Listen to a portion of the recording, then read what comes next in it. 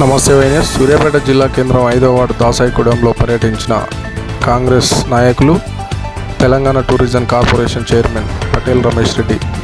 ఈ సందర్భంగా ఆయన సన్నబియ్యం లబ్ధిదారుడు మాదన్ హుస్సేన్ కుటుంబ సభ్యులతో కలిసి నేలపై కూర్చునే భోజనం చేశారు. తదుపరి ఏర్పాటు చేసిన విలేకరుల సమావేశంలో ఆయన మాట్లాడుతూ, తెలంగాణ కాంగ్రెస్ ప్రభుత్వం నిరంతరం ప్రజల కోసమే పాటుపడుతుందని, తెలంగాణ రాష్ట్ర ముఖ్యమంత్రి రేవంత్ రెడ్డి నిరంతరం పేద ప్రజల కోసమే ఆలోచిస్తారని ఆయన తెలియజేశారు. రాష్ట్ర ప్రభుత్వం ప్రతిష్టాత్మకంగా చేపట్టిన ఏప్రిల్ 1వ తారీఖు నుంచి తెలంగాణ రాష్ట్ర వ్యాప్తంగా కూడా ఎవరైతే రేషన్ కార్డు లబ్ధిదారులు ఉన్నారో వాళ్ళందరికీ కూడా సన్నబియ్యం ఇచ్చే కార్యక్రమాన్ని ప్రారంభించడం జరిగింది.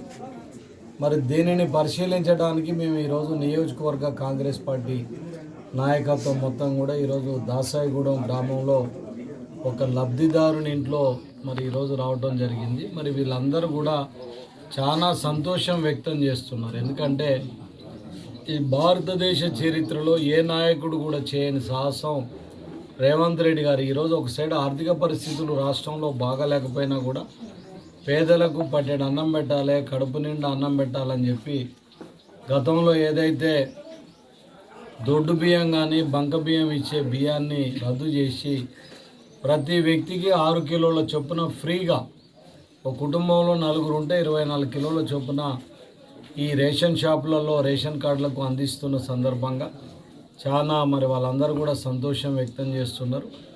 ఈరోజు ఎంత ఆనందంగా ఉన్నారంటే, ఎవరో ధనవంతులు తినే అన్నం మేము కూడా ఫ్రీగా డబ్బులు లేకుండా తింటున్నామని ఆనందపడుతున్నారు. చాలామంది ఇప్పటి వరకు ఆ దొడ్డు బియ్యం బంక బియ్యం తిన్న వాళ్ళు ఇలా చాలా ఆనందం వ్యక్తం చేస్తున్నారు.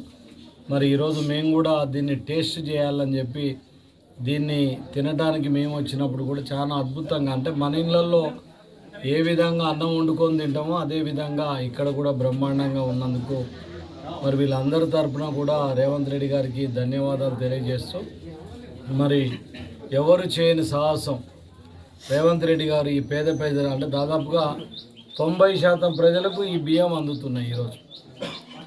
కాబట్టి వీళ్ళందరి తరఫున కూడా ధన్యవాదాలు తెలియజేస్తూ ఇలాంటి స్కీమ్స్ని ఇంకా కూడా ముందు తీసుకెళ్లాలని, మరి భవిష్యత్తులో కూడా ఇంకా కూడా దీనిని ఇంకా మోడిఫై చేసి ఇంకా పెద్ద ఎత్తున నిత్యావసర వస్తువులు కూడా ఇచ్చే పథకాన్ని కూడా తీసుకొచ్చే ఆలోచనలు ఉన్నది. కాబట్టి ఏదైతే ఈ కార్యక్రమాన్ని ప్రజలందరూ కూడా మరి వాడుకోవాలని, మరి దాంతోపాటు ఈ ప్రభుత్వాన్ని రేవంత్ రెడ్డి గారిని కూడా ఆశీర్వదించాలని చెప్పి కోరుకుంటున్నాను.